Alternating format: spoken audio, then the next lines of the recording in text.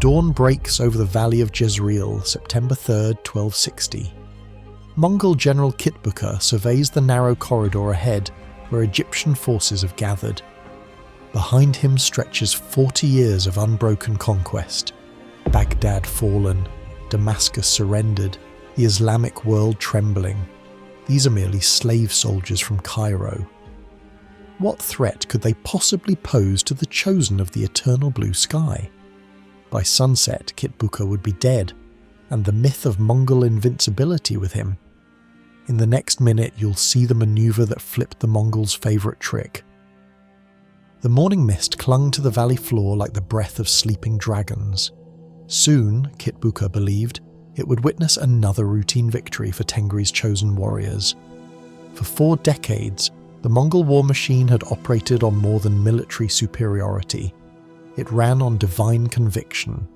Genghis Khan had proclaimed his descendants chosen by Tengri, the eternal blue sky, to rule all lands under heaven. This was more than propaganda.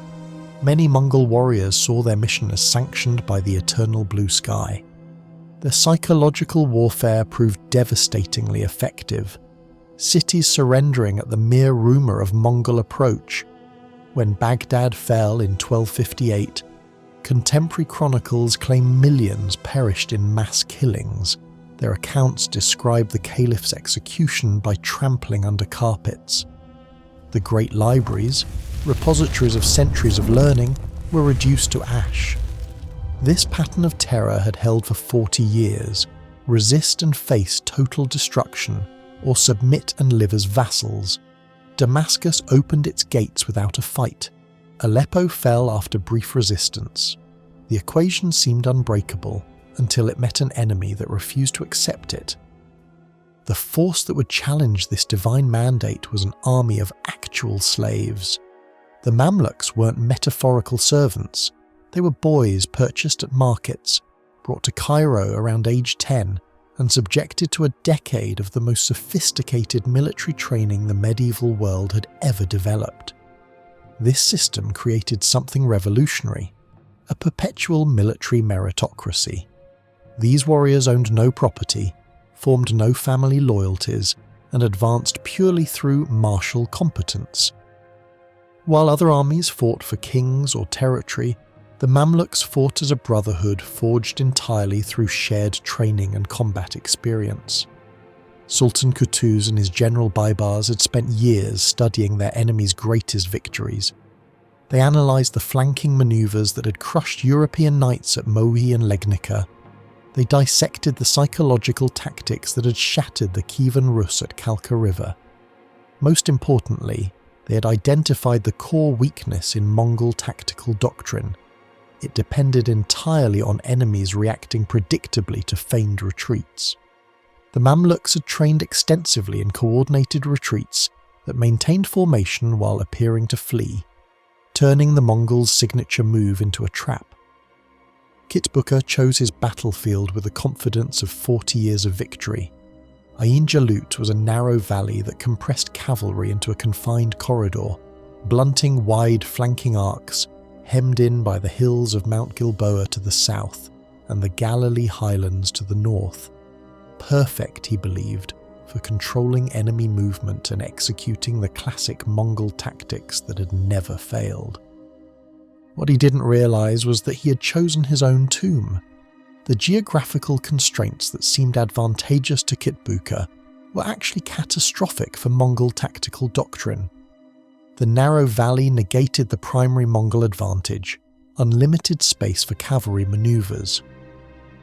When cavalry forces are compressed into a confined corridor, the complex flanking movements that had destroyed armies from China to Hungary become geometrically impossible. Sultan Qutuz and Baybars had selected this position deliberately. Their scouts had identified the valley's constraints and understood that the restrictive terrain would negate Mongol advantages while maximising Mamluk strengths. This represented sophisticated strategic thinking. Rather than confronting the Mongols on open ground where steppe tactics would dominate, they forced an engagement in terrain that would neutralise superior mobility. In 60 seconds, the maneuver that flips the Mongols' favourite trick. As dawn broke, Baybars led the Mamluk vanguard into the valley. The morning air carried the scent of wild herbs and the distant sound of horses preparing for battle. Behind the vanguard, Sultan Qutuz positioned the main Mamluk force, approximately 12,000 cavalry, fresh and disciplined. The Mongols, positioned on high ground, prepared for another routine victory. Kitbuqa had witnessed this scene countless times. Enemy cavalry advancing across open ground, Mongol arrows darkening the sky, another triumph for Tengri's chosen. The initial Mamluk charge struck the Mongol line with thunderous impact. Steel rang against steel, horses screamed, warriors shouted battle cries in Arabic and Mongolian. Then, as if overwhelmed by Mongol resistance, Baybar's cavalry began retreating, apparently broken by the fierce counterattack. Kitbuqa's smile widened. The pattern was reasserting itself. He ordered the pursuit. The Mongol cavalry thundered down into the valley, their war cries echoing off surrounding hills. But this retreat was controlled, coordinated, disciplined. The Mamluks weren't panicking. They were leading their hunters into a carefully prepared killing ground. As the Mongols pressed deeper into the narrow valley, pursuing what they believed was a broken enemy, fresh Mamluk cavalry erupted from concealment in the surrounding hills. The trap that had been months in the making finally snapped shut. Why would a commander remove his helm mid-battle? The battle raged through the morning as two military sciences collided. Mongol mobility against Mamluk discipline, steppe tactics against Islamic military innovation, the chosen of Tengri against the slave soldiers of Cairo. For hours the outcome hung in balance. The Mongols, despite their tactical disadvantage, fought with the fury of warriors who had never known defeat. They remained dangerous even when trapped and outnumbered. Then the Mamluk left flank began to waver under concentrated Mongol assault. A wedge of Mongol heavy cavalry, led by Kitbuqa himself, smashed into the Mamluk line with devastating effect. Warriors fell, horses reared, the carefully maintained formation began to crack. Victory seemed to slip toward the Mongols once again. Kitbuqa pressed his advantage, sensing that one more push would shatter the Mamluk army entirely. At that critical moment, Sultan Qutuz made a decision that would echo through history. Seeing his left flank wavering, Qutuz spurred his horse directly into the fiercest fighting. When he reached the point of maximum danger, he removed his helmet so his entire army could see his face, a gesture of ultimate leadership commitment.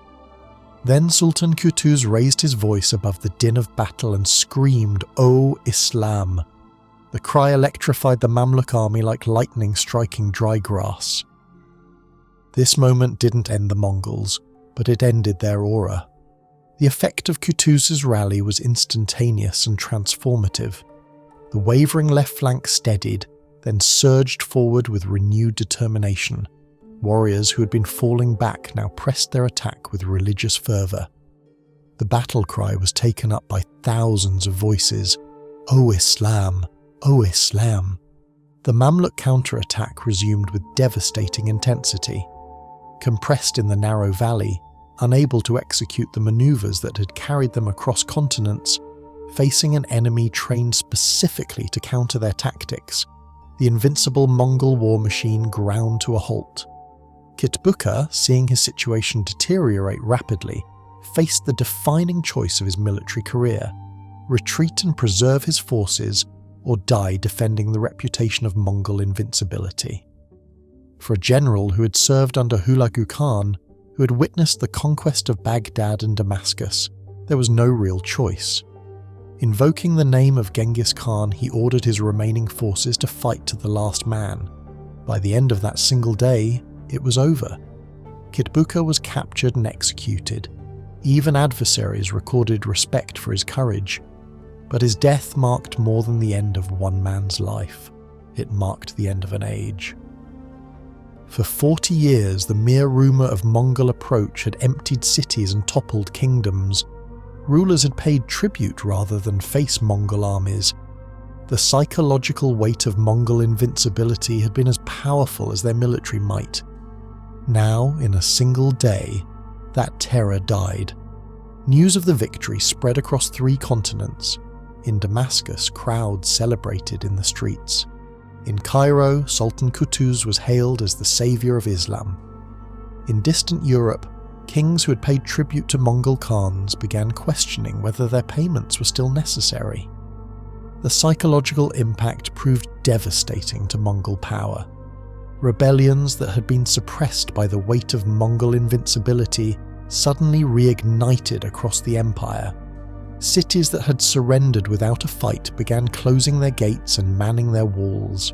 But the battle's timing proved equally crucial. While Kitbuqa was dying in that Palestinian valley, the great Khan Munka had died in distant Mongolia, triggering a massive succession crisis. Hulagu Khan, who should have been reinforcing Syria, was instead fighting his own brothers for control of the empire. Interkhanate rivalries hardened into a lasting split in the 1260s. Some historians argue that without Ain Jalut's psychological impact, this fragmentation might have been temporary rather than permanent. Many popular accounts claim the Mongols were softened by settled life, but scholars debate this narrative. The Mongols at Ain Jalut were the same warriors who had conquered Baghdad 2 years earlier. Their military capabilities hadn't diminished. The battle's significance has been overstated, noting that Mongol expansion had already slowed due to logistical challenges. Others contend that chronicles exaggerated casualty figures and the battle's immediate impact. What's undeniable is the psychological transformation. Contemporary sources describe a shift in how both allies and enemies perceived Mongol power after 1260. The Mamluks proved that tactical innovation, superior training, and battlefield leadership could overcome seemingly insurmountable advantages. Their success demonstrated that no military system, however dominant, remains invincible forever. Empires run on belief as much as strength. At Ain Jalut, belief blinked first. The narrow valley where Kitbuqa fell became a symbol. Even the mightiest powers depend on the conviction that they cannot be defeated. When that conviction dies, empires follow.